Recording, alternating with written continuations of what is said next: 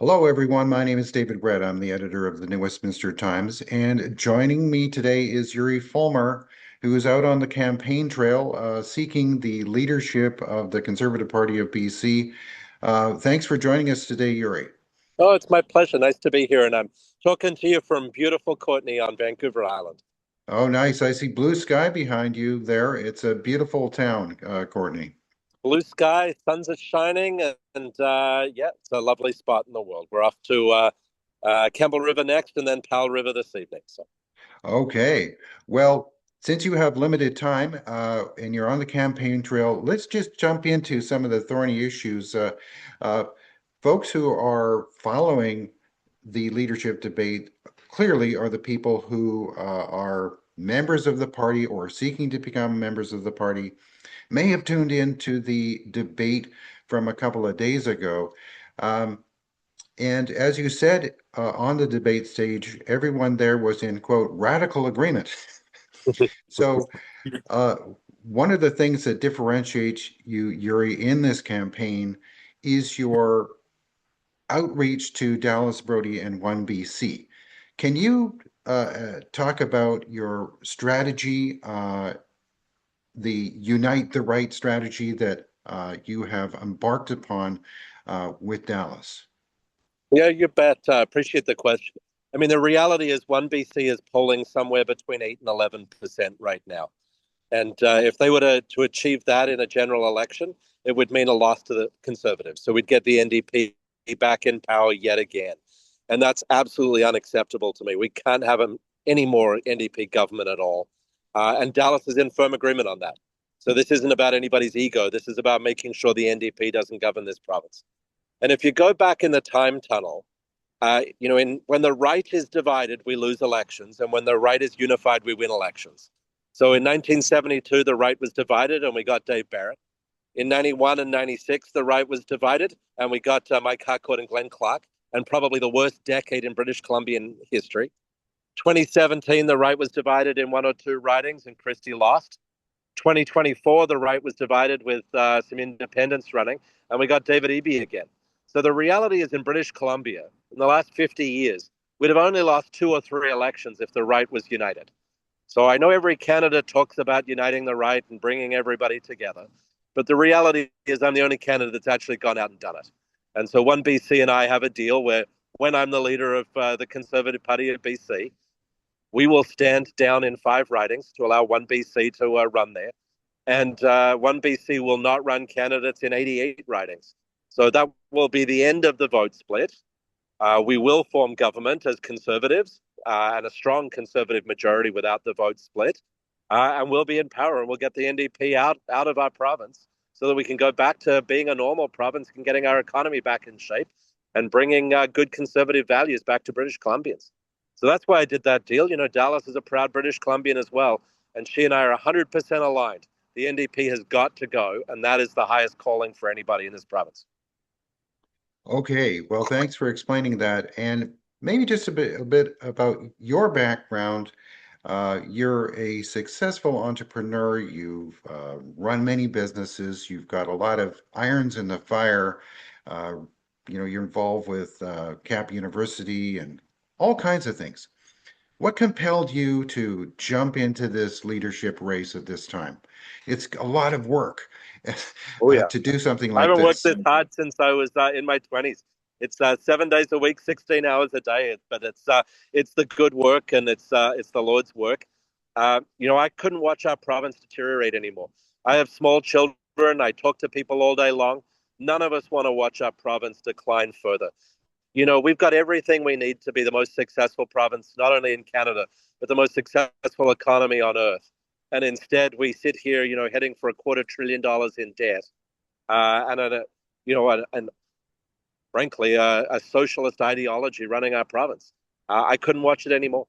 So I got sick of yelling at talkback radio and sick of throwing my shoe at the nightly news on television and decided to put my name in the ring to make things different.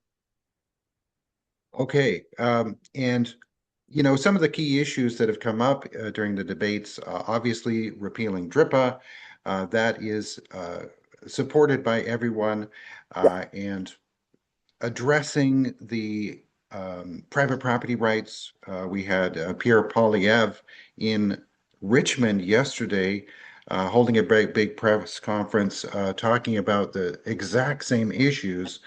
So, is it fair to say that that's the number one issue facing British Columbians at this time? The 100% it is. It's property rights? honestly, it's the number one issue of our lifetime, right? Mhm. This is the first time since Confederation that your private property rights have been brought into question.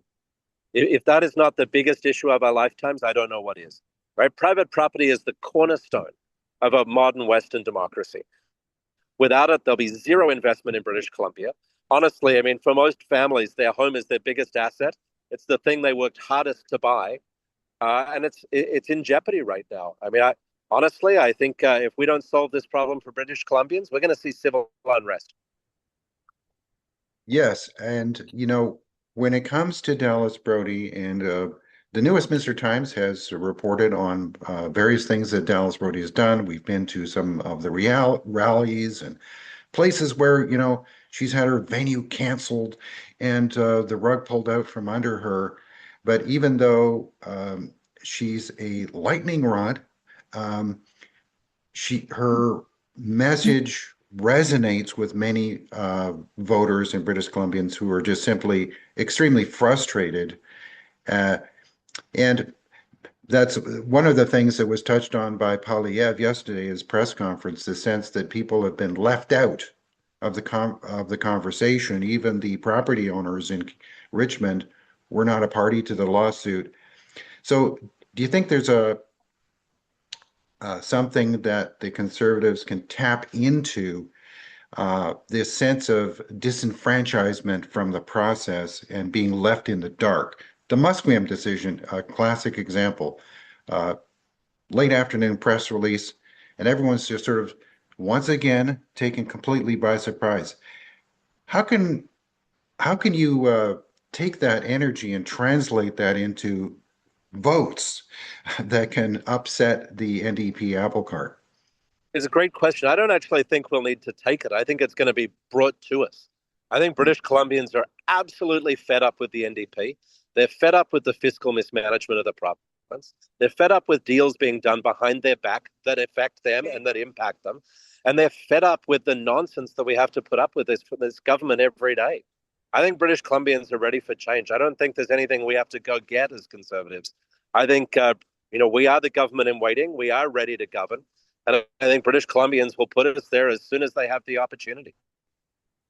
Okay, well, I don't want to put you on the spot with this question, but there's some um, rumors floating online about a potential confidence vote coming down over EB's DRIPA amendments. Um, what are your thoughts on that? What could potentially be the timing for him to bring that legislation forward if he wanted to trigger something or cause a confrontation? Is there any thoughts you have on that? What might happen? I mean, I think he could bring it forward fairly quickly, and we could be in an election pretty expeditiously. I think that's suicide for David Eby and the NDP. But bring it on, man! Like we want the NDP out as fast as possible. So anytime the premier wants to call an election, I tell you, good Conservatives around the province are ready. Conservative MLAs are ready. Conservative candidates are ready, and I think he's done. So bring it on. Well, yes, I think just a further question on that point. A few months ago, EB was rumoring, it seemed to be floating trial balloons about possibly calling an early election because he thought that the Conservative Party was in disarray because of Rustad and all those other questions. But do you think the leadership race has uh, given the party momentum just in terms of the number of signups, and the leadership race has kind of uh, energized the party? I think absolutely, and I think Trevor's done a terrific job as interim leader. I think he's picked up the baton from John Rustad, who did an amazing job getting the party to where it is, and John's a good friend and a mentor to me, and I think Trevor's done a fabulous job with caucus in the last few months of really making sure British Columbians know we're ready to go. We have a caucus full of superstars that are ready to occupy the front bench, ready to be great cabinet ministers, and ready to make the change to this province that it needs. Right. Well, during the last election, it was incredibly close, and a lot of people, conservatives, were, just extremely grieved that the victory was not sealed. Uh, but be that as it may, there is this great uncertainty Yep. about how long British Columbians will have to go along with the current administration. Um, aside from DRIPA, another huge issue that uh, has somewhat been kind of overshadowed by the private property crisis is the overdose crisis. I mean, this is still happening Terrific. on our streets in a huge way. What are your thoughts on addressing that and some of the policies that the EB administration has been, um, putting forward over the last few years? Yeah, I mean, I've been very vocal. Free drugs is a bad idea.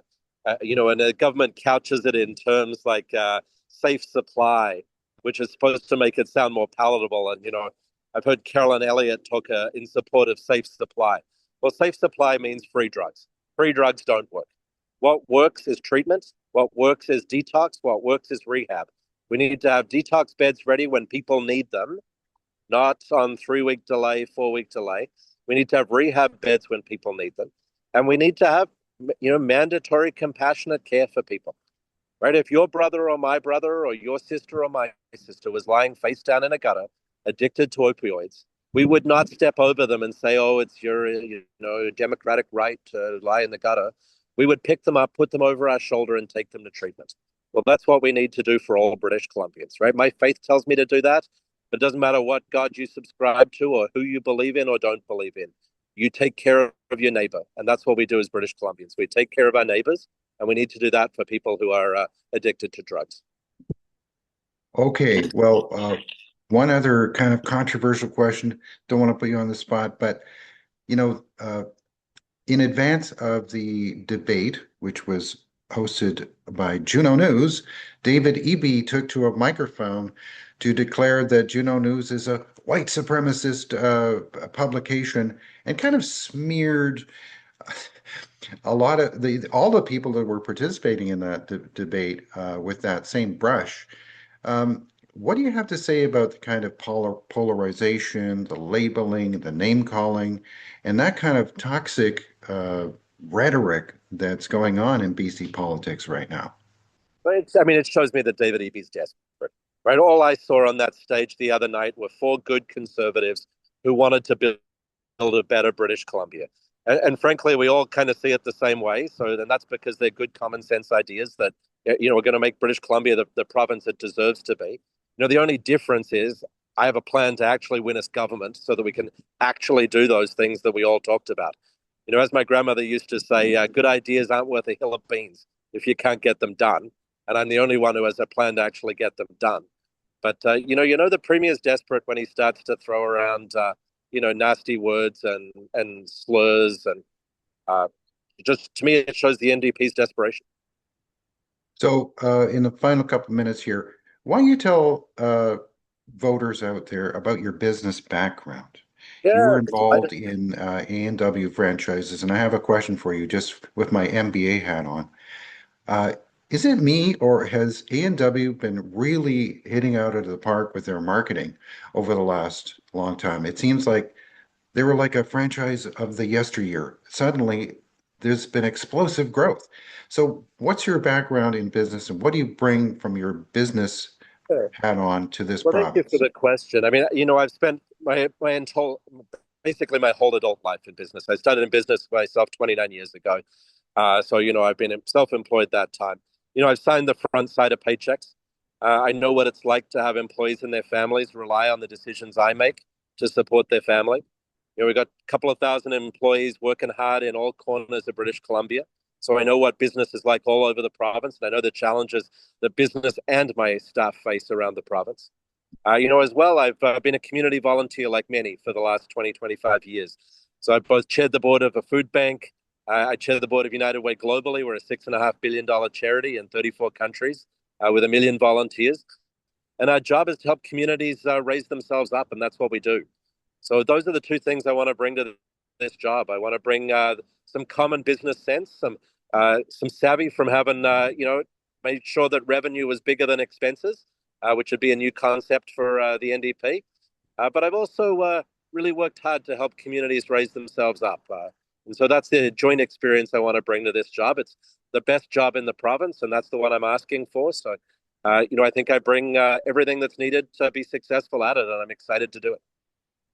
Okay, yeah. So it sounds like you have shouldered some big responsibilities in your past and even now, which is something that I think some people wonder about is that when politicians get elected, they say, well, and they get these ministerial roles, and they have these, billion-dollar responsibilities, but they don't necessarily have the background of, like you say, fiscally stick handling these big numbers.